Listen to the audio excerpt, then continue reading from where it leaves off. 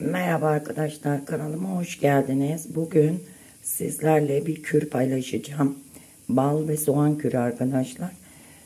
Bronşite, astıma, kuru öksüre, doğal antibiyotik olarak bu kürü yapabilirsiniz. Şimdi arkadaşlar üzerine de soymuş olduğum soğanı çok oymadım arkadaşlar, ortalarından. Böyle bronşite, astıma çok iyi gelecek. Üzerine de balı ekleyeceğim. Şu şekilde.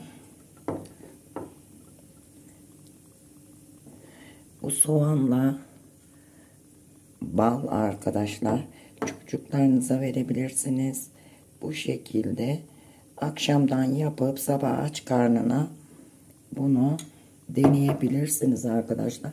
Şu şekilde bardağa akacak arkadaşlar. Şöyle damla damla kuru öksüre, balgama, astıma, şu şekilde de yıkamış olduğum kapağı da üzerine ekliyorum.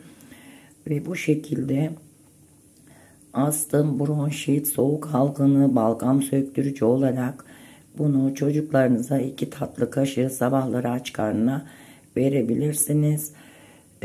Çok doğal bir kür arkadaşlar. Gerçekten harika bir kür.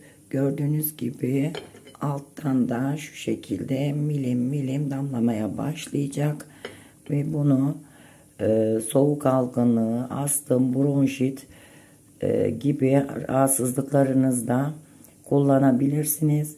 Doğal antibiyotik arkadaşlar. Sizler de bunu denemelisiniz. İnşallah şifa kaynağı olur. Şimdiden beni izlediğiniz için çok teşekkür ediyorum. Kanalıma abone olup desteklerinizi bekliyorum. Allah'a emanet olun. Hoşça kalın canlarım.